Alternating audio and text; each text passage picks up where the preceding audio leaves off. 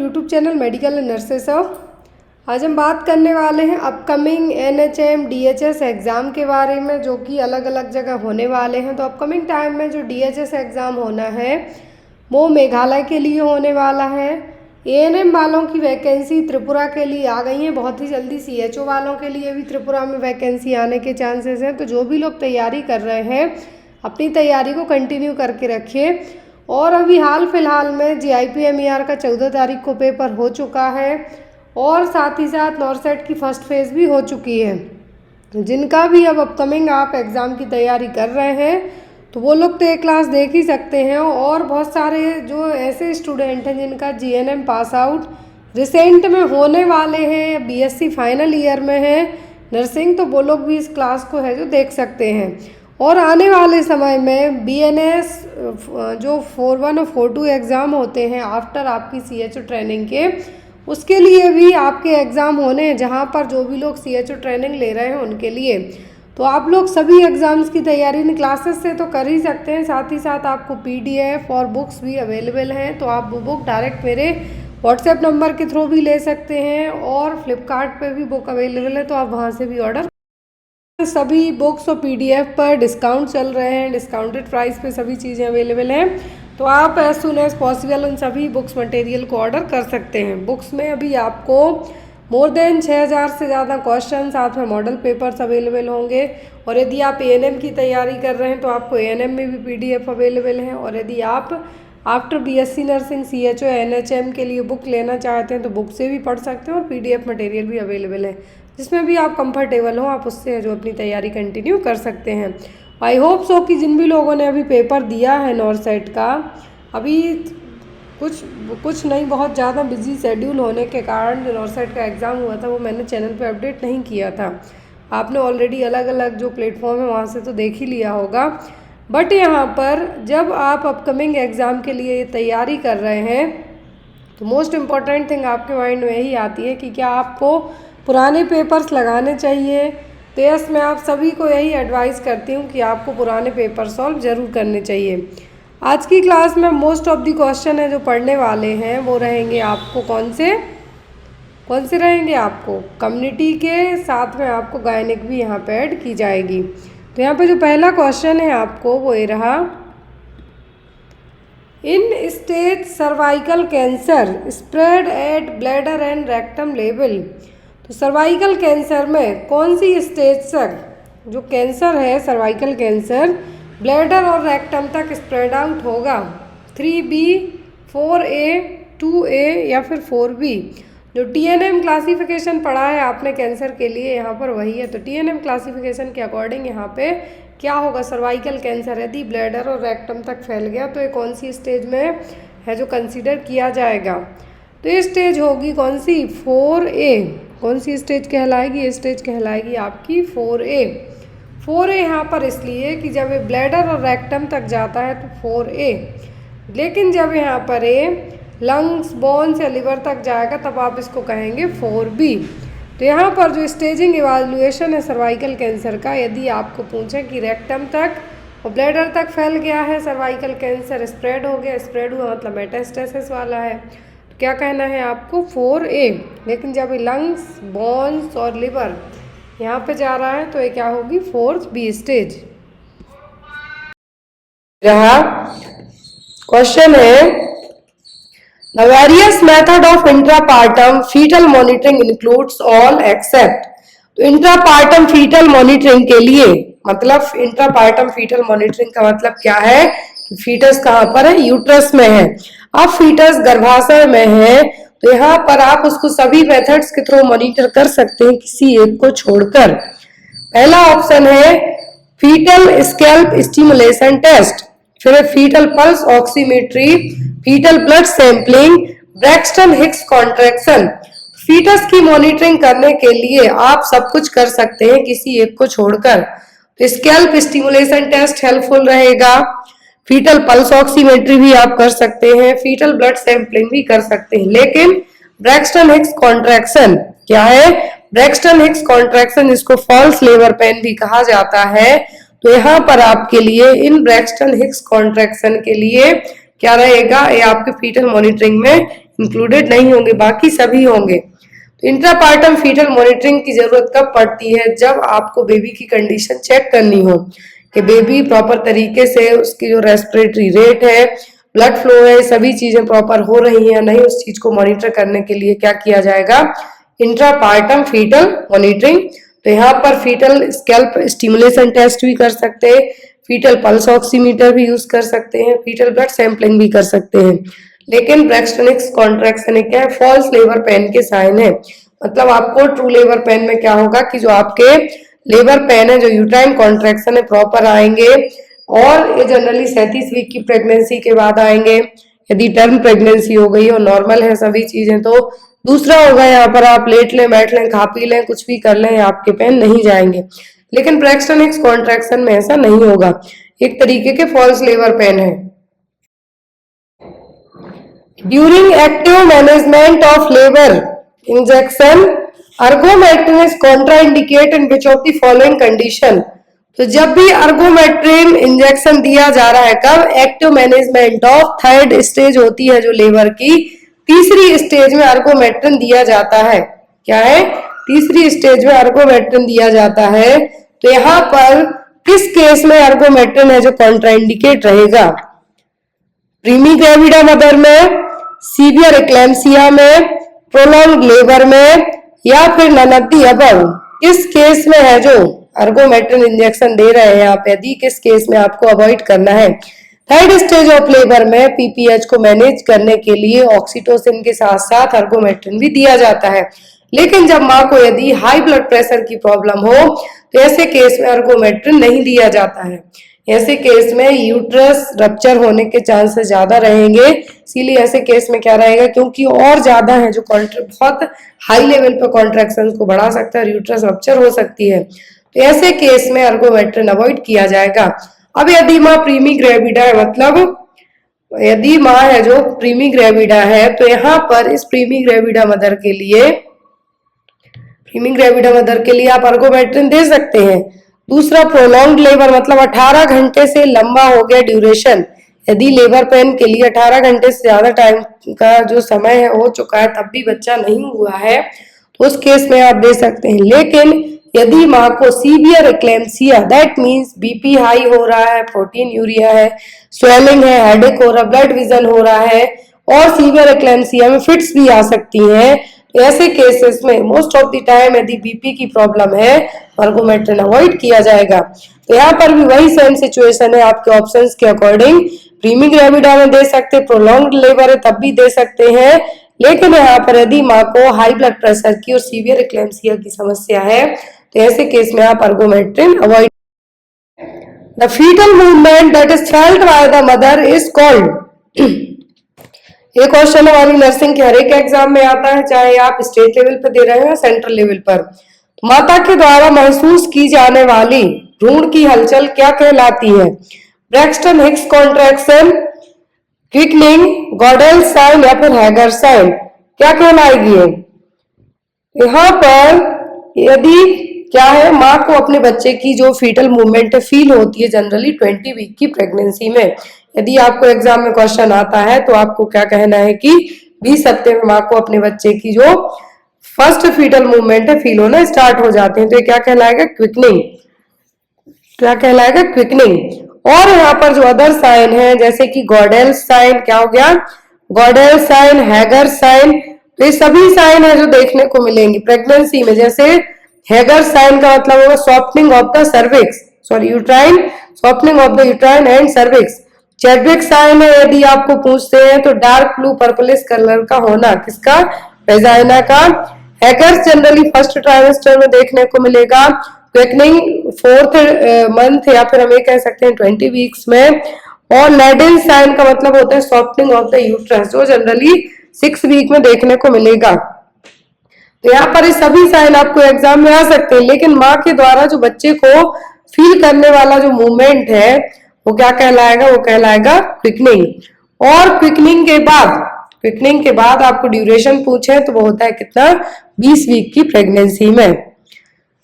Next one, fetal tachycardia is caused due to all of the following factors except. Fetal tachycardia सभी के कारण हो सकता है, किसी एक को छोड़कर। ऑप्शन में है मैटरनल और फीटल एनीमिया, मैटरनल और fetal infection, severe fetal hypoxia, फिर फीटल कॉम्प्रोमाइज। किस केस में फीटल हाइपोक्सिया की कंडीशन डेवलप हो सकती है, सॉरी टैकिकार्डिया की कंडीशन डेवलप हो सकती है? तो फीटल टैकिकार्डिया की कंडीशन डेवलप होने के लिए जो सभी कंडीशन है, जैसे माँ और फीटस दोनों के लिए क्या होना, एनीमिया की कंडीशन होना, खून की कमी होना, मैटरनल और फीटल इन्फेक्शन के कारण भी हो सकता है, फीटल कंप्रोमाइज के कारण भी हो सकता है।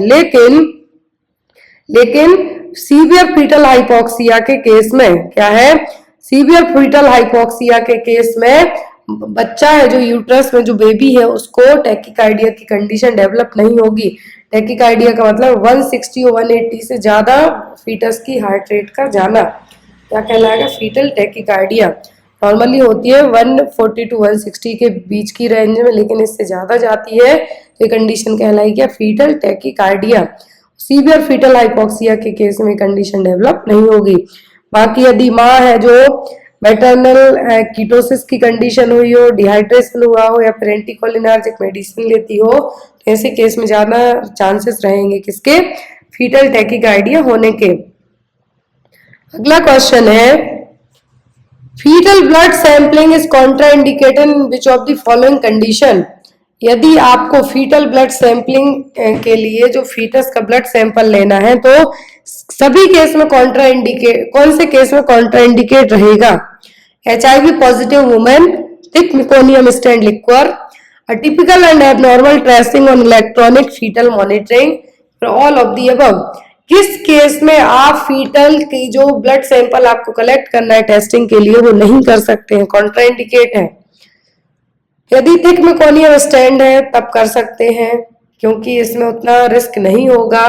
और यहाँ पर यदि माँ HIV पॉजिटिव है, ध्यान रखें सबसे ज्यादा HIV होने का रिस्क है जो अपकमिंग बेबी को कहाँ से रहेगा, या तो वर्टिकल ट्रांसमिशन से या नॉर्मल वेजाइनल डिलीवरी के टाइम पर। तो यहाँ पर यदि माँ क्या है HIV पॉजिटिव है तब बच्चे का ब्लड सैंपल कलेक्ट नहीं कर सकते, क्योंकि ऐसे केसेस में बच्चे को इनकेस HIV नहीं भी है तो भी होने का चांसेस रहेगा। तो यहाँ पर आपका आंसर क्या होगा, HIV पॉजिटिव वुमेन के केस में आप है जो फीटल ब्लड सैंपल कलेक्ट नहीं कर सकते हैं। नेक्स्ट वन, सिफिलिस हो गया तो वैसे केस में भी आप नहीं करेंगे, HIV हो गया, गोनोरिया हो गया, तो ऐसे केस में भी क्या है जो तो ये सेक्सुअली ट्रांसमिटेड डिसीज है, बच्चे को होने का रिस्क ज्यादा रहेगा इसलिए। अगला क्वेश्चन है a family planning measures of using a diaphragm और Dutch cap is called. Family planning measures है जैसे कि डायफ्राम और डच कैप हो गया, इसके लिए कौन सी मेथड में कंसीडर किए जाएंगे? नेचुरल मेथड में, बैरियर मेथड में, इंट्रायूट्राइन कॉन्ट्रासेप्टिव डिवाइस में कि कैलेंडर मेथड में? और जितने भी क्वेश्चन है जिनका MP के लिए एग्जाम है उनके लिए बहुत ही ज्यादा हेल्पफुल रहने वाले हैं, MP वालों के लिए, साथ ही साथ DHS एग्जाम के लिए और ANM एग्जाम के लिए। तो यदि फैमिली प्लानिंग मेथड में डायफ्राम, डच कैप और कॉन्डोम पूछा जाता है तो ये सभी क्या है, बैरियर मेथड। कौन सी मेथड? ये बैरियर मेथड। आपने सिलेबस देखा होगा कि उसमें आपको 5 नंबर के क्वेश्चन फैमिली प्लानिंग से भी पूछे जाने हैं। फैमिली प्लानिंग मेजर्स में आपको या तो एक क्वेश्चन आता है आपको फैमिली प्लानिंग प्रोग्राम का 1952 में जो आया था, दूसरा क्वेश्चन आता है कि सबसे चीप मेथड कौन सी है फैमिली प्लानिंग की, तो ये कॉन्डोम। तीसरा आता है इंडिया में सबसे ज्यादा परमानेंट जो स्टरलाइजेशन मेथड है वो कौन कराती है, तो वो है वुमेन ट्यूबेक्टोमी। चौथा आता है कि आपको IUCD के जो यहाँ पर जनरेशन है, फर्स्ट, सेकंड, थर्ड जनरेशन, मरेना आ सकता है, आपको प्रोगार्ड आ सकता है, डेपो प्रोवेरा आ सकता है, या फिर आपके लिए कॉपर T पूछा जा सकता है, ड्यूरेशन पूछ सकते हैं। इस तरीके के क्वेश्चन आपको आ सकते हैं फैमिली प्लानिंग मेजर से एग्जाम में। ऑलरेडी फैमिली प्लानिंग मेथड्स की जो अलग अलग क्वेश्चंस आपके एग्जाम में आते हैं उसकी सेपरेट क्लास चैनल पर 2-3 क्लासेस अपडेट है, तो आप उनको एक बार देख लेना और एक बार और आपको उस चीज को रिवाइज करवा दिया जाएगा। यदि डायफ्राम, टच कैप, कॉन्डोम पूछे तो क्या है, मैकेनिकल और barrier method. Next one, any bleeding from or into the genital tract after the period of viability but before the birth of the baby is called। जीवन क्षमता की अवधि के बाद या बच्चे के जन्म से पूर्व जननांग पथ से या उसके किसी भी रक्त स्राव को क्या कहा जाता है? That means period of viability मतलब 20 वीक से ज्यादा की प्रेगनेंसी हो गई है लेकिन बच्चा पैदा नहीं हुआ है, बर्थ नहीं हुआ बच्चे का, वो ड्यूरेशन क्या कहलाएगा? यदि ब्लीडिंग हो रही है तब। Antepartum haemorrhage, intrapartum haemorrhage, postpartum haemorrhage या फिर ऑल ऑफ दी अबव क्या कहलाएगा? कोई भी ब्लीडिंग होती है जेनाइटल ट्रैक्ट से after the period of viability but before the birth of the baby, तो यहाँ पर ये कहलाएगा आपका क्या? Antepartum haemorrhage. क्या है? Antepartum haemorrhage. एंटीपार्टम हेमरेज के लिए जो सबसे कॉमन फैक्टर है वो क्या है? एक होता है प्लेसेंटा प्रीविया, दूसरा होता है एब्रप्शन ऑफ प्लेसेंटा। क्या है? प्लेसेंटा प्रीविया जिसमें पेनलेस वेजाइनल ब्लीडिंग होना स्टार्ट हो जाती है, ये एंटीपार्टम हेमरेज का एक रीजन है। और दूसरा एब्रप्शन ऑफ प्लेसेंटा, टाइम के पहले ही प्लेसेंटा है जो यूट्राइन वॉल से डिटैच होना स्टार्ट हो जाएगा। तो ये दो रीजन मेन होते हैं एंटीपार्टम हेमरेज के लिए। दूसरा है इंट्रापार्टम हेमरेज मतलब bleeding during the delivery time, delivery के टाइम पर जो ब्लीडिंग हो रही है वो। और तीसरा है पोस्टपार्टम हेमरेज, आफ्टर डिलीवरी के बाद विद इन 24 घंटों के अंदर यदि 500 ml से ज्यादा ब्लड लॉस हो जाए तो कहलाता है पोस्टपार्टम हेमरेज। और इसका एक ही मेन रीजन होता है, जो मेन प्राइमरी रीजन होता है वो होता है टॉनिसिटी ऑफ द यूट्रस। तो यहाँ पर कोई भी ब्लीडिंग होती है जेनाइटल ट्रैक्ट से after the period of viability लेकिन बर्थ ऑफ द बेबी के, तो क्या है? वो कहलाता है antepartum haemorrhage. Next one, the clinical features of first stage of labour include all except, सभी पहली स्टेज की जो लेबर की फर्स्ट स्टेज है उसके क्लिनिकल फीचर्स हैं किसी एक को छोड़कर।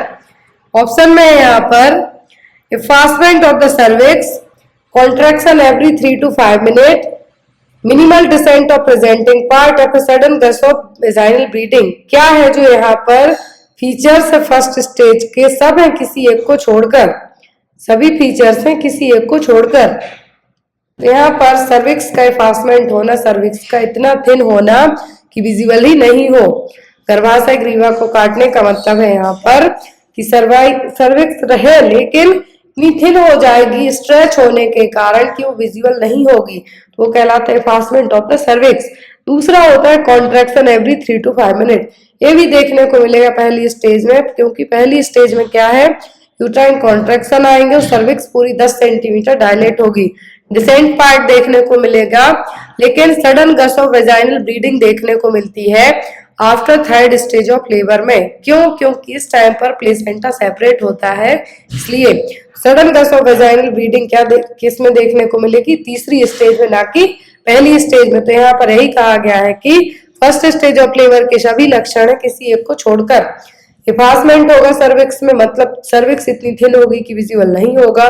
कॉन्ट्रैक्शन आएंगे, मिनिमल डिसेंडिंग देखने को मिलेगी लेकिन वेजाइनल ब्लीडिंग देखने को, sudden gush of vaginal bleeding, अचानक से जो ब्लीडिंग हो रही है वो देखने को मिलती है तीसरी स्टेज में, क्योंकि ये जो साइन है प्लेसेंटा के बाहर आने का साइन। तीसरी स्टेज में क्या होता है? प्लेसेंटा का एक्सपल्सन होगा, इसलिए। Next one, crowning occurs in, crowning किस स्टेज में देखने को मिलेगी? First stage of labour, second stage of labour, third stage of labour या फिर fourth stage of labour. Crowning मतलब बेबी का जो हेड है विजिबल होने लगेगा और ये देखने को मिलता है सेकंड स्टेज ऑफ लेबर में। किसमें? सेकंड स्टेज ऑफ लेबर में। ड्यूरिंग द क्राउनिंग यदि बेबी का जो हेड है क्या हो रहा है? बाहर आने में प्रॉब्लम हो रही है, तब एपिजियोटोमी परफॉर्म की जाती है। तो ये भी पूछ सकते हैं कि एपिजियोटोमी कब की जाती है? क्राउनिंग के टाइम पर, सेकंड स्टेज ऑफ लेबर में। The immunity and individual The immunity an individual develops after acquiring an infection is called, तो जो इम्यूनिटी आफ्टर द इन्फेक्शन के बाद डेवलप होती है वो क्या कहलाती है? एक्टिव इम्यूनिटी, पैसिव इम्यूनिटी या फिर हार्ड इम्यूनिटी या फिर ऑल ऑफ दी अबव? क्या कहलाएगी इम्यूनिटी? तो यहाँ पर जो इम्यूनिटी कहलाएगी वो कौन सी इम्यूनिटी होगी? होगी आपकी एक्टिव इम्यूनिटी। कोई भी इम्यूनिटी आपको इन्फेक्शन होने के बाद डेवलप होती है तो क्या कहलाएगी? आपकी एक्टिव इम्यूनिटी। अगला क्वेश्चन है, the equipment used to carry small quantities of vaccine for outreach programme is called. ये क्वेश्चन हमने कई बार पढ़ा हुआ है क्योंकि आपके एग्जाम में भी कई बार रिपीट भी हुआ है। यदि आपको कोई जो नेशनल प्रोग्राम्स वगैरह है वो आप क्या कर रहे हैं, कंडक्ट करा रहे हैं, लेकिन आपको वहां पर वैक्सीन लेके जानी है, तो उन वैक्सीन के लिए क्या है, उन वैक्सीन के लिए आप कैसे लेके जाएंगे। ऑप्शन में यहाँ पर walk in freezer, walk in cooler, vaccine carriers या फिर आइस पैक्स, कैसे लेके जाएंगे आप उनके लिए। तो यदि आप कुछ स्मॉल क्वांटिटी में वैक्सीन कैरी करते हैं तो आप कैसे लेके जाएंगे, आपको लेके जाना होगा इसमें आउटरीच प्रोग्राम में, वैक्सीन कैरियर में। इसमें वैक्सीन कैरियर में आपने देखा होगा कि जो वैक्सीन कैरियर में 6 से 7 और 8 है जो वायल रख लिए जाते हैं यदि आपको किसी भी प्रोग्राम के तहत वैक्सीनेशन करने की जरूरत पड़ती है तब। Next one, the major cause of nutritional blindness in children usually between the age of 1 to 3 year is called. यदि बच्चे की उम्र 1 से 3 साल है और उनमें पोषण संबंधी अंधेपन का जो मुख्य कारण है वो क्या होगा। पोषण संबंधी अंधेपन का मतलब न्यूट्रिशनल ब्लाइंडनेस और खाने पीने में विटामिन ए की कमी होना, जिसके कारण बच्चों को प्रॉब्लम होगी, क्योंकि आंखों का जो मेन विटामिन है वो क्या है, वो विटामिन ए। तो ऑप्शन है ज़ीरोफ्थेल्मिया, नाइट ब्लाइंडनेस, ब्लाइंडनेस या फिर नन ऑफ द अबव। बच्चों में जो अंधेपन का मुख्य रीजन होगा वो होगा ज़ीरोफ्थेल्मिया। क्या है, ज़ीरोफ्थेल्मिया। ज़ीरोफ्थेल्मिया में क्या होगी, आंखें ड्राई होंगी और जो 1 से 3 साल की उम्र के बच्चे हैं उनमें प्रॉब्लम देखने को मिलेगी, और यही इनके खाने पीने में जो न्यूट्रिशन की कमी है उसके कारण होगा। तो क्या है वो ज़ीरोफ्थेल्मिया। नाइट ब्लाइंडनेस का मतलब है रतौंधी, रात में दिखाई ना देना। Next is the poisoning cause due to ingestion of food contaminated by living bacteria. तो जो पॉइजनिंग किसी लिविंग बैक्टीरिया के थ्रू हो रही है, फूड पॉइजनिंग, वो क्या कहलाएगी। सॉरी, सभी है किसी एक को छोड़कर। जीवित जीवाणुओं द्वारा दूषित खाद्य पदार्थों को अंतर्ग्रहण के कारण होने वाली विषाक्तता। विषाक्तता का मतलब है जो पॉइजनिंग, सभी है किसी एक को छोड़कर। साल्मोनेला टाइफी, साल्मोनेला पॉइजनिंग होती है, उसके लिए क्या है रिस्पॉन्सिबल, साल्मोनेला। स्टेफाइलोकोकल ये भी एक बैक्टीरिया है। बॉटुलिज्म, क्या है, बॉटुलिज्म से भी फूड पॉइजनिंग होती है, लेकिन केमिकल पॉइजनिंग है जो आपका लिविंग बैक्टीरिया की कैटेगरी में नहीं आएगा। केमिकल पॉइजनिंग का मतलब है कि कुछ भी, या तो आपने कुछ केमिकल्स में कुछ ऐसी मेडिकेशन ले ली या फिर साइनाइड ले लिया, तो वो सब आपका फूड पॉइजनिंग में नहीं आएगा, वो आएगा किसमें, केमिकल पॉइजनिंग में। वेरिसेला वैक्सीन है, तो जो वेरिसेला वैक्सीन है किस तरीके की वैक्सीन है, किल्ड, लाइव एटेन्यूएटेड, इम्यूनोग्लोबिन या फिर none of the above. Vaccine generally 2 type की होती है, कितनी, 2 टाइप की वैक्सीन होती है, जिनमें आती है लाइव और किल्ड वैक्सीन। लेकिन जो वेरिसेला वैक्सीन है, कौन सी वेरिसेला वैक्सीन है, वो कौन सी वैक्सीन है, वो लाइव एटेन्यूएटेड वैक्सीन। ये देखिए यहाँ पर लिस्ट वाइज दी हुई है क्योंकि एग्जाम में आती है। लाइव वैक्सीन का जो ड्यूरेशन है वो क्या होता है, लंबे टाइम तक के काम करने लायक रहती है आपकी बॉडी में एज कंपेयर टू किल्ड के। तो यहाँ पर लाइव वैक्सीन में आती है आपकी BCG, typhoid, OPV, yellow fever, measles, chicken pox and influenza. अब यहाँ पर पूछा वेरिसेला, तो वेरिसेला किसके लिए रिस्पॉन्सिबल है, चिकन पॉक्स के लिए। फिर दूसरी आती है किल्ड वैक्सीन। किल्ड वैक्सीन में जो बहुत ही हम ये कह सकते हैं इनका जो ड्यूरेशन है या फिर इनके काम करने का तरीका एज कंपेयर टू लाइफ के क्या है, कमजोर मानी जाती है। तो इसमें आपकी आएगी pertussis, typhoid, hepatitis A B, polio की जो इंजेक्टेबल फॉर्म है वो वाली आपकी आएगी, जैपनीज इंसेफ्लाइटिस आएगी। टॉक्साइड की बात करें तो टिटनस टॉक्साइड इस कैटेगरी में कंसीडर किए जाएंगे। नेक्स्ट क्वेश्चन है the route of administration of measles vaccine. Measles vaccine किस रूट से दी जाती है। ऑप्शन में है इंट्राडर्मल, सबक्यूटेनियस, इंट्रामस्कुलर या फिर ओरल। तो ओरल दी जाने वाली 2 वैक्सीन है, ओनली जो ओरल है 2 वैक्सीन बस दी जाती है, जिनमें से एक क्या है रोटावायरस, जिसकी 5 बूंद दी जाती है 6, 10 और 14 वीक्स की एज में। और दूसरी है ओपीवी वैक्सीन जो 0 डोज दिया जाता है at the time of birth, then 5 साल की उम्र तक है जो दी जाती है। फिर इंट्राडर्मल रूट से दी जाने वाली ओनली एक ही सिंगल वैक्सीन है, वो है बेसिलाई काल्मेटिक यूरिन वैक्सीन और बीसीजी वैक्सीन, जो कि ट्यूबरक्लोसिस से प्रिवेंट करने के लिए दी जाती है। अब बात आती है सबक्यूटेनियस की, तो सबक्यूटेनियस दी जाती है कौन सी? मीजल्स। कौन सी वैक्सीन? मीजल्स वैक्सीन 12 महीने की उम्र कंप्लीट करने के बाद, जब बच्चे की उम्र 1 साल से ज्यादा हो जाए उसके बाद। नेक्स्ट थिंग है यहाँ पर इंट्रामस्कुलर। बच्चों में जो क्वेश्चन एक तो ये पूछा जाता है कि जो इंट्रामस्कुलर वैक्सीन दी जाती है, जैसे हेपेटाइटिस बी वैक्सीन हो गई, पेंटावेलेंट वैक्सीन हो गई, इंट्रामस्कुलरली दी जाती है। तो इन इंट्रामस्कुलर वैक्सीन को इन्फेंट में कौन सी मसल में इंजेक्ट किया जाएगा? तो वो होती है वास्टस लेटरलिस मसल्स। ये क्वेश्चन आपको बार बार एग्जाम में आ भी चुका है कि इन्फेंसी पीरियड में बच्चों में जो वैक्सीन इंट्रामस्कुलर दी जाने वाली वैक्सीन कौन से रूट से दी जाती है? तो वो है कौन सी मसल्स में दी जाती है? तो वो vastus lateralis muscles. Next one, the incubation period of mumps is. Measles, mumps, rubella आपने एमएमआर के फॉर्म में तीनों पढ़े हैं, लेकिन यहाँ पे इनक्यूबेटरी पीरियड पूछा है किसका? मम्स का। ऑप्शन में यहाँ पर 0 to 1 वीक, 1 से 2 हफ्ते, 2 से 4 हफ्ते, या फिर 5 से 8 हफ्ते। कितना है मम्स का जो इनक्यूबेटरी पीरियड है वो यहाँ पे पूछा गया है। तो मम्स को कहा जाता है पैरोटाइटिस। जो आपकी पैरोटिड ग्लैंड है वो इसमें अफेक्ट होती है। जो पैरोटिड ग्लैंड, सलाइवरी ग्लैंड है यहाँ पर, ये आपकी अफेक्ट होगी।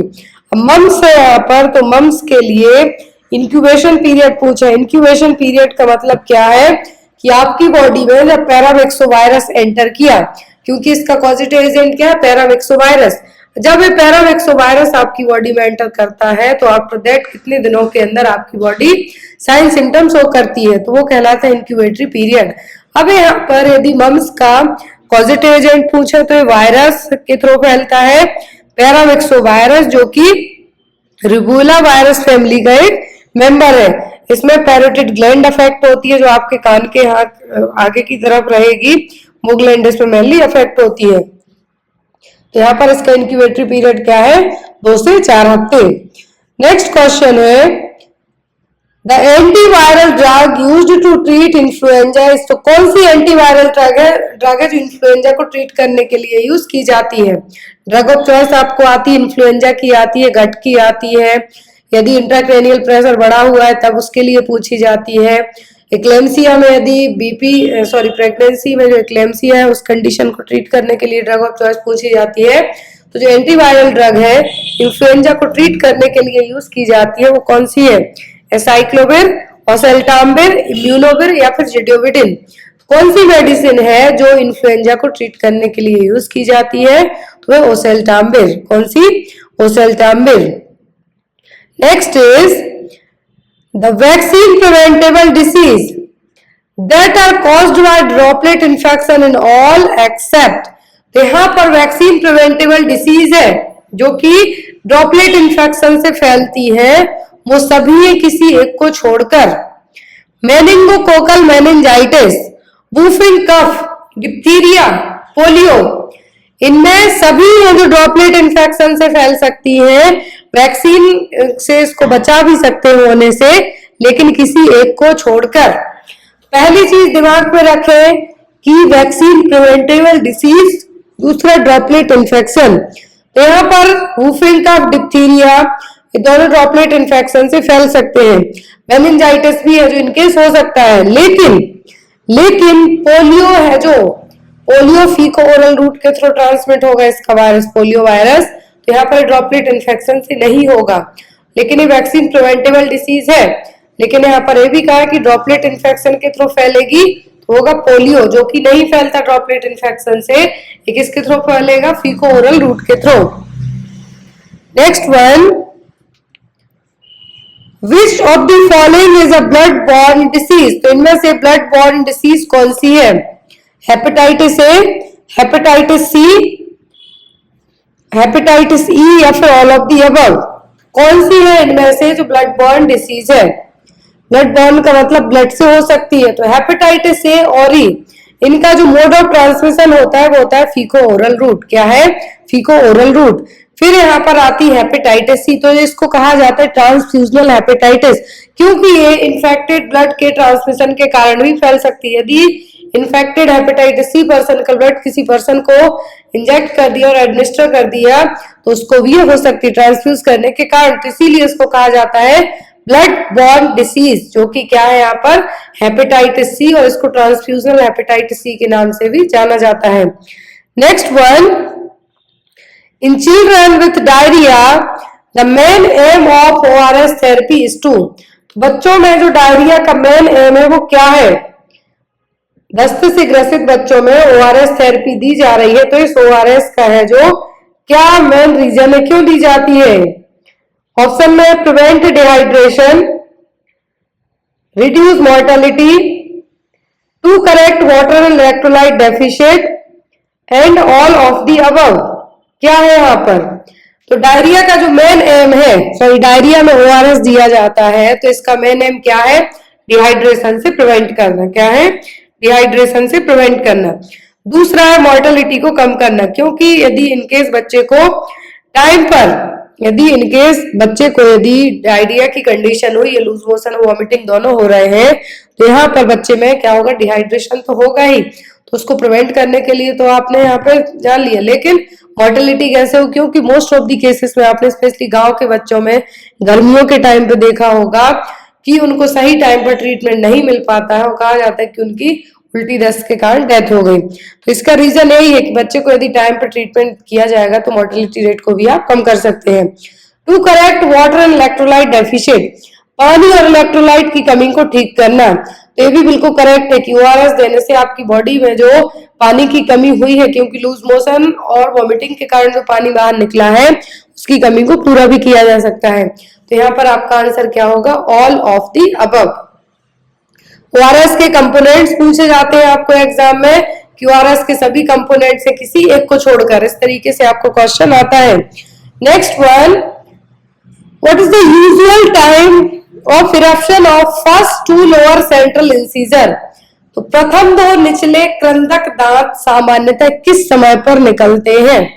First two lower central incisor, जो बच्चों में दांतों का इरप्शन होता है, तो लोअर जो सेंट्रल इंसीजर है सबसे पहले आते हैं, देन आफ्टर ऊपर के दांत, जिनको आप कहेंगे ऊपर के दांत आना, लेकिन सबसे पहले आते हैं नीचे के दांत। तो उनकी उम्र क्या है?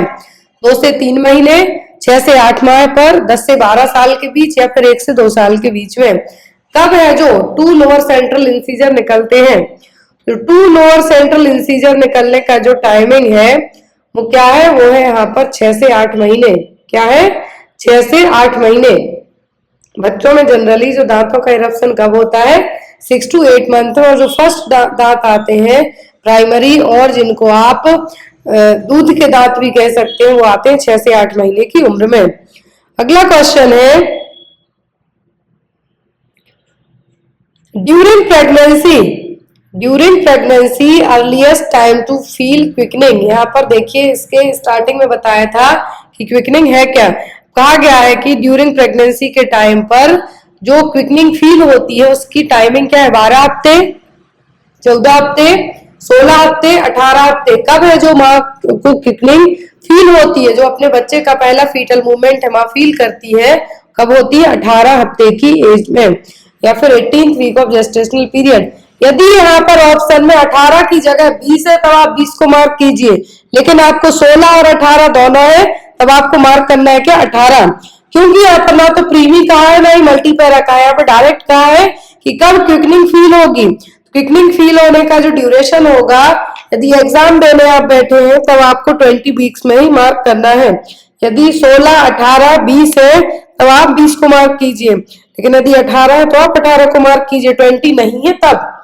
Next is, which of the following में be an indicator of AIDS in an individual? तो निम्नलिखित में से कौन सा संकेत किसी व्यक्ति में एड्स का इंडिकेटर है?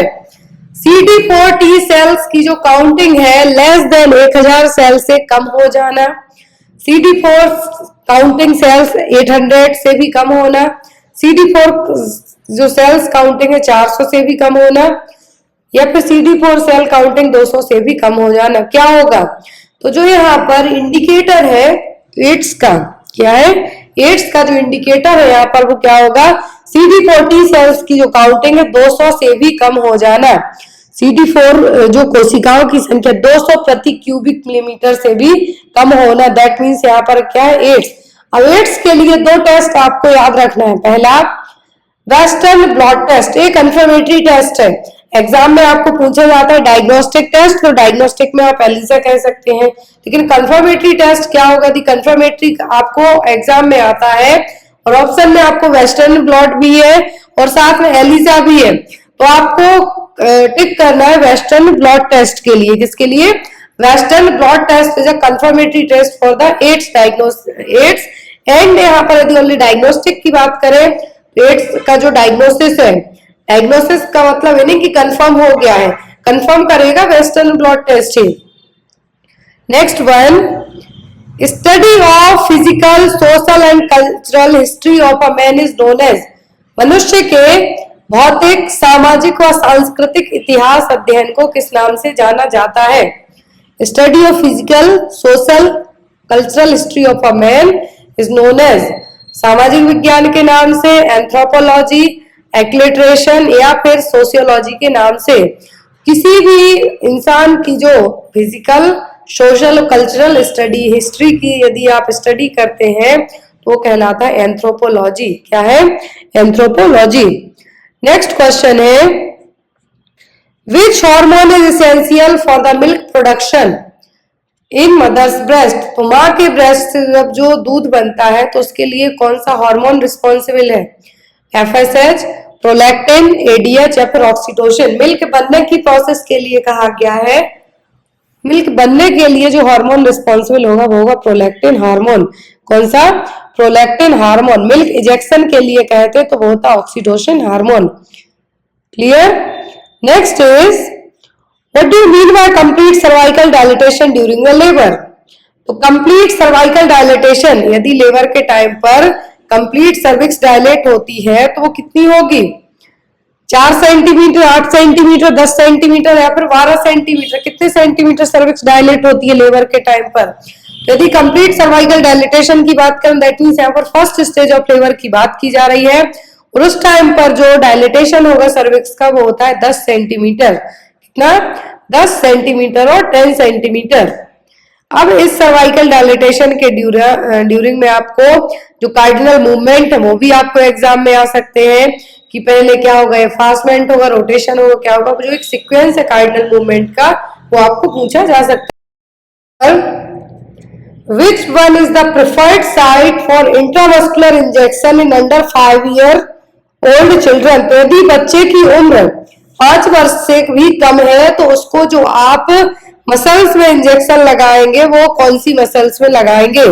डेल्टॉइड बाह के ऊपरी भाग में, वास्टस लैटरलिस साइड मतलब जांघ के बाहरी भाग में, वेंट्रोग्लूटियल साइड नितंब के ऊपरी भाग में या फिर डॉर्सोग्लूटियल साइड नितंब के निचले भाग में।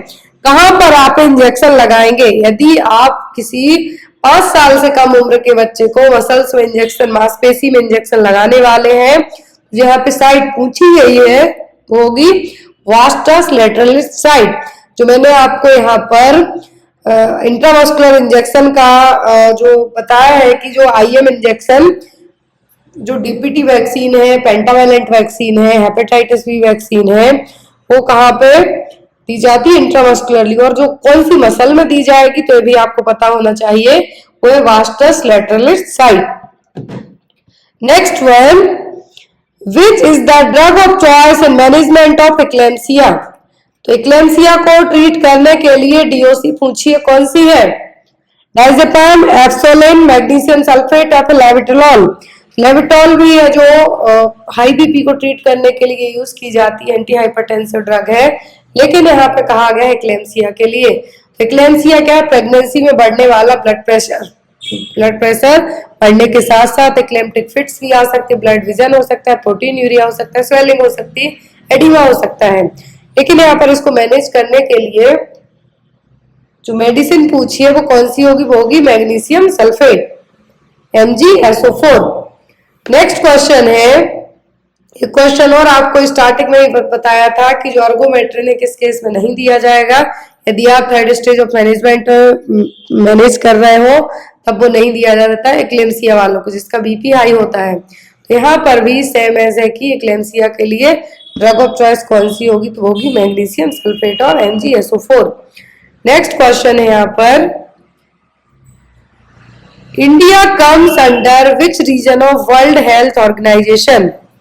तो यहाँ पर इंडिया है जो क्या है, इंडिया है जो कौन से WHO के कौन से रीजन में आता है।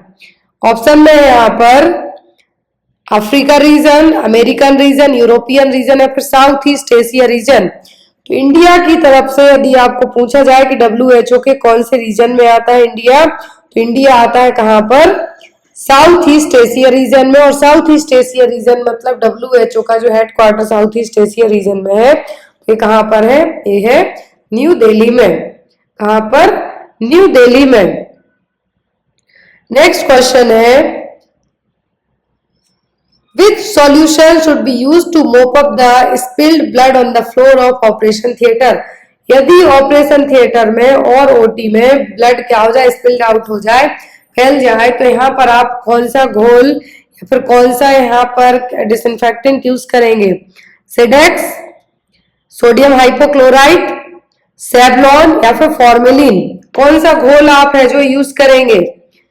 तो जो यदि ब्लड स्पिल्ड आउट हो जाए, क्या है, ब्लड स्पिल्ड आउट हो जाए तो कौन सा घोल यूज किया जाएगा, वो होगा यहाँ पर sodium hypochloride.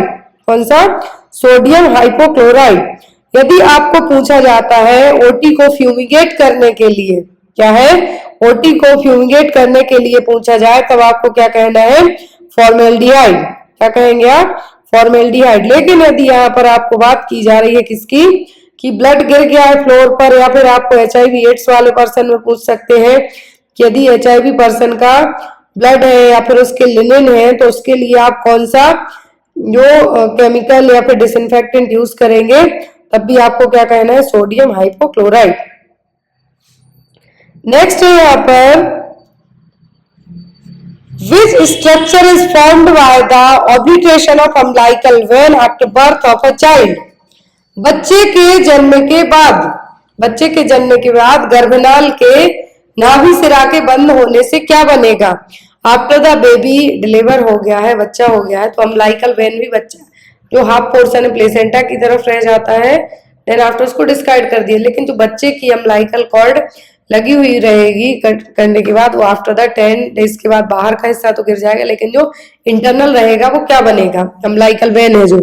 Ligamentum venosum, vesical arteries, ligamentum teres या फिर फोसा ओविलिस, क्या बनेगी, umbilical vein after birth of the child के वो ऑब्लिगेट होके बनेगी लिगामेंटम टेरेस। क्या है, ligamentum terrace.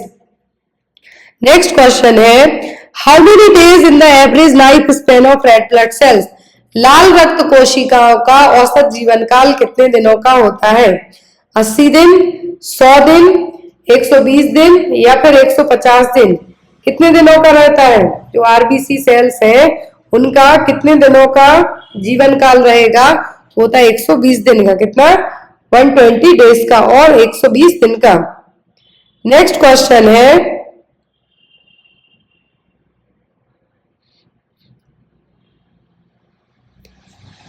Which structure provides the major support to the uterus and cervix। तो यूट्रस और सर्विक्स को कौन सा स्ट्रक्चर सपोर्ट देता है, round ligaments, broad ligaments, cardinal ligaments या फिर यूट्रस और सर्विक्स को। तो वो है मेजर जो सपोर्टर है यूट्रस और सर्विक्स के, वो है कार्डिनल लिगामेंट से। देखिए आप कार्डिनल लिगामेंट्स को लेटरल, ट्रांसवर्स सर्वाइकल और मैकेंडोन्स लिगामेंट्स के नाम से भी जाना जाता है। ये देखिए यहाँ पर राउंड लिगामेंट या फिर आप कह सकते हैं लेटरल लिगामेंट, जो कि क्या है, inferior border of the broad ligament और या फिर यूट्राइन आर्टरी और यूट्राइन वेंस के यहाँ पर प्रेजेंट रहेंगे, जो कि सपोर्ट करते हैं किसके लिए, सर्विक्स और यूट्रस के लिए। तो यहाँ पर यदि आपको लेटरल लिगामेंट्स की जगह मैकडॉन्स लिगामेंट पूछे, तब भी आपको सेम एज आंसर यही देना है। क्लियर।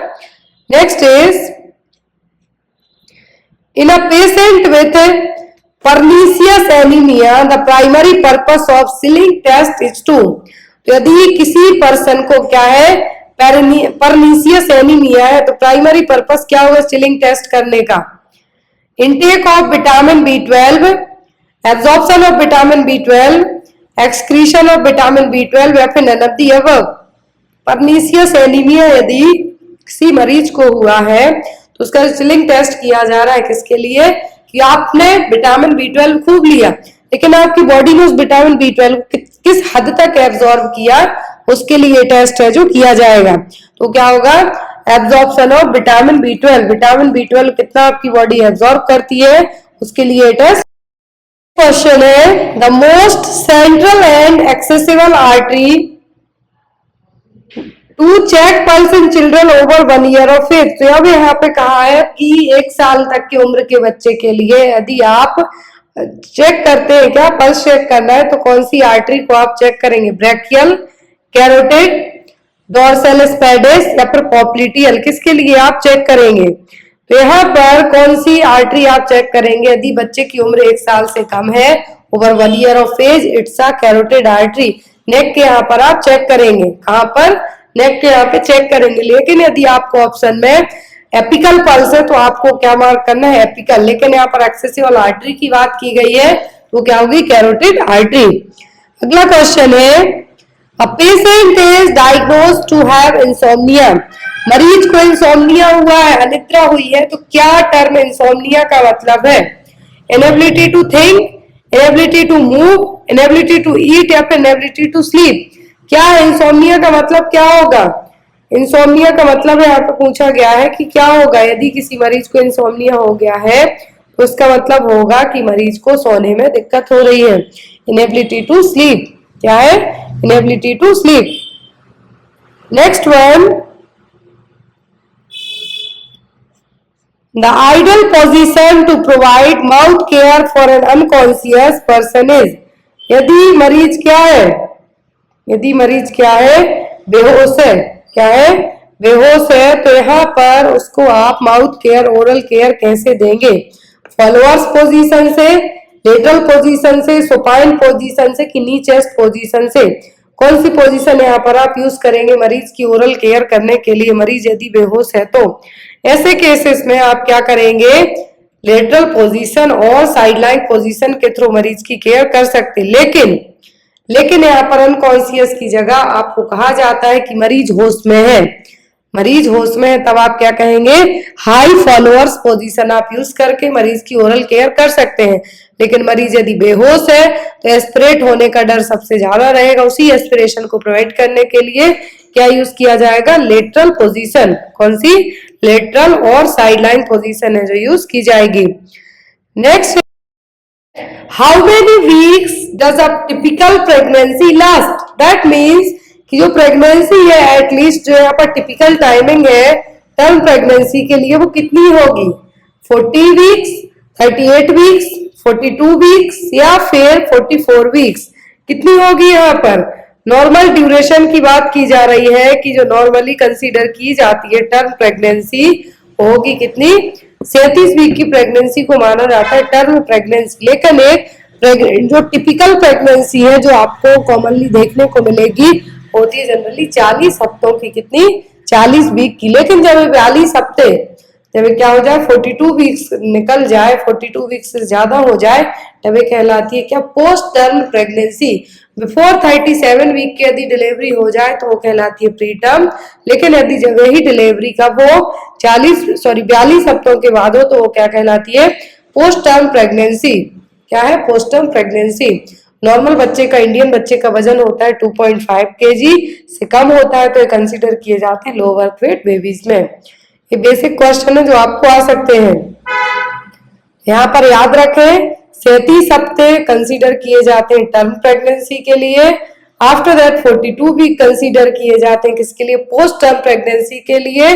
और यहाँ पर यदि 37 हफ्तों से पहले हो जाए डिलीवरी तो कहलाती है प्री टर्म डिलीवरी। और जो नॉर्मली इंडियन बच्चों का वजन होता है वो होता है 2.5 to 3.5 kg तक। लेकिन यदि यही वजन eight the time of birth बच्चे का वजन 2.5 kg से कम होता है तो कंसीडर किए जाते हैं लो बर्थ वेट बेबीज में। अब ये टिपिकल प्रेगनेंसी के अलावा आपको ईडीडी कैलकुलेट करने को पूछ सकते हैं, तो नेगल्स फॉर्मूला के थ्रू है जो आप ईडीडी कैलकुलेट कर सकते हैं। एलएमपी का फर्स्ट दिन मतलब लास्ट मेंस्ट्रुअल पीरियड का पहला दिन plus 9 month plus 7 day equal to EDT estimated date of delivery.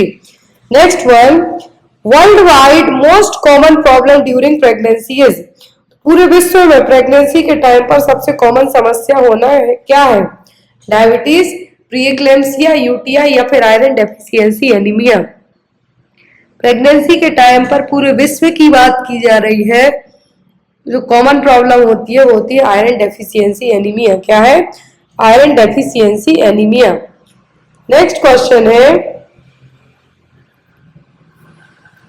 fetal tachycardia is defined as fetal heart rate greater than। fetal tachycardia क्या है?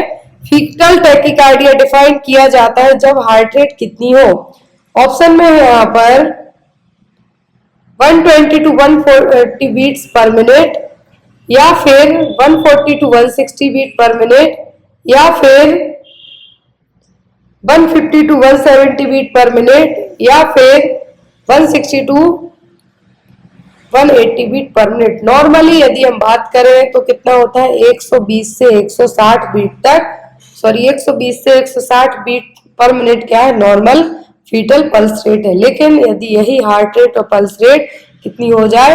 180 से ज्यादा, मतलब 160 से 180 से ज्यादा, तो ये कंसीडर की जाती है फीटल टैकीकार्डिया में। कितना? Fetal tachycardia. ब्रेडिकार्डिया हम कहें बिलो 120, क्या है? बिलो 100 to 120 तक चला जाए तो यहाँ पर आपके लिए वो क्या होगा? वो होगा फीटल ब्रेडिकार्डिया। क्वेश्चन है, the nurse is caring for a client who had a spontaneous abortion. The nurse priority should be assessing the client for। यदि यहाँ पर एज ए नर्स है जो क्या कर रही है? स्पॉन्टेनियस अबॉर्शन वाले पर्सन की केयर कर रही है, तो यहाँ पर एज ए नर्स आप सबसे पहले क्या चीज चेक करेंगे? प्रायोरिटी किस चीज को देंगे? हेमरेज को, डिहाइड्रेशन को, हाइपरटेंशन को, कि सब इन्वोल्यूशन के लिए? तो एज ए नर्स आपकी फर्स्ट प्रायोरिटी क्या होगी? यदि आप किसी अबॉर्शन वाले मरीज की केयर करते हैं तो आपकी फर्स्ट प्रायोरिटी होगी ब्लीडिंग को क्या करना? चेक करना। क्या है? ब्लीडिंग को चेक करना कि ज्यादा ब्लीडिंग हो रही है, कम ब्लीडिंग हो रही है, मरीज को है जो किस तरीके से। आपकी जो फर्स्ट प्रायोरिटी इन्वोल्यूशन, सब इन्वोल्यूशन, डिहाइड्रेशन है, आप बाद में चेक कर सकते हैं, लेकिन आपकी जो फर्स्ट प्रायोरिटी होगी वो क्या होगी? होगी हेमरेज और ब्लीडिंग के लिए असेस करना। Next one, woman who has a hemoglobin level below how many gram per dl at any time during the pregnancy is considered to be suffering from severe anemia। यदि किसी lady का haemoglobin level कितने ग्राम पर DL से कम हो जाए pregnancy में, तो उसको सीवियर एनीमिया में कंसीडर किया जाएगा। 9 to 11 ग्राम पर डीएल, 7 to 9 ग्राम पर डीएल, लेस देन 7 ग्राम पर डीएल, या फिर 12 to 14 ग्राम पर डीएल, कितने से कम हो जाए हीमोग्लोबिन लेवल, तब उसको सीवियर एनीमिया में कंसीडर किया जाएगा। तो ये होगा कितना? 7 ग्राम पर डीएल से भी कम। अकॉर्डिंग टू WHO के क्या है? अकॉर्डिंग टू WHO के यदि हम बात करें, प्रेगनेंसी में जो एनीमिया कंसीडर किया जाता है कितना, जो आपने गाइडलाइंस पढ़ी है उसके अकॉर्डिंग यदि हम बात करें तो यहाँ पर एनीमिया कंसीडर किया जाता है कितने से? 9 से भी जब कम हो प्रेगनेंसी में। माइल्ड में कंसीडर किया, लेकिन 11 से कम होता है मतलब एनीमिया है। फिर आता है माइल्ड, मॉडरेट, सीवियर और वेरी सीवियर, लेकिन यहाँ पे कहा है from severe anaemia. Severe anaemia में जब भी हीमोग्लोबिन लेवल 7 ग्राम पर डीएल से कम हो जाए तो ये क्या कहलाएगा? Severe anaemia. देखिए 9 to 11 में क्या है? अकॉर्डिंग टू WHO के क्या है? माइल्ड। क्या होगा? माइल्ड। फिर 7 to 9 क्या है? 7 to 9 इसको आप कह सकते हैं मॉडरेट। फिर लेस देन तो ये क्या है? सीवियर। 12 to 14 मतलब क्या है? नॉर्मल है। यदि बिलो 4 जाता है तब ये कंसीडर किया जाएगा वेरी सीवियर में। सीवियर और वेरी सीवियर में हॉस्पिटलाइज्ड करके ब्लड ट्रांसफ्यूज करने की जरूरत भी पड़ सकती है। Next one is the following should be test at every ANC visit. तो यदि आप एंटीनेटल चेकअप के लिए जाते हैं अपने क्लाइंट को लेके, तो एटलीस्ट कितनी ANC विजिट की जरूरत होती, सॉरी यहाँ पर कौन से टेस्ट कराए जाते हैं ANC विजिट के लिए आप जब जाते हैं? तो अकॉर्डिंग टू WHO के 4 टेस्ट कंसीडर किए जाते हैं, लेकिन एवरी एएनसी विजिट में क्या टेस्ट किए जाते हैं? Haemoglobin, urine sugar, HCG, haemoglobin blood sugar and urine sugar, haemoglobin urine sugar and protein, haemoglobin urine sugar and HPL. क्या चीज है जो चेक की जाएगी? तो एएनसी विजिट में जब भी आप जाते हैं तो आपको हीमोग्लोबिन, यूरिन शुगर और प्रोटीन चेक किया जाता है। हीमोग्लोबिन एनीमिया के लिए किया जाएगा, एनीमिया या फिर ब्लड की कमी तो नहीं है। यूरिन शुगर की जाएगी कि मतलब डायबिटिक तो नहीं है। प्रोटीन चेक किया जाएगा कि हाई प्रोटीन कंडीशन तो नहीं बन रही है। अदरवाइज मरीज के लिए यदि ये सब चीजें चेक की जाती हैं, किसके लिए? मरीज को अपकमिंग टाइम में यदि हाई बीपी की प्रॉब्लम होती है, क्लेम्सिया होता है और अदर इशू होते हैं, तो हर एक एएनसी विजिट में ये चीजें चेक की जाएगी। एचसीजी हर एक विजिट में आपका चेक नहीं किया जाएगा। यदि यूरिन शुगर चेक कर लिया दैट मीन्स कॉमन है। तो यहाँ पर आपका आंसर क्या होगा? Haemoglobin, urine sugar and protein. एक क्वेश्चन आपके लिए, आंसर आप लोग प्लीज कमेंट बॉक्स में देना। इक्लेम्सिया ऐसा, तो इक्लेम्सिया क्या है? Pre eclampsia plus convulsions, hypertension plus convulsion, hypertension plus proteinuria, फिर प्री इक्लेम्सिया प्लस हाइपरटेंशन।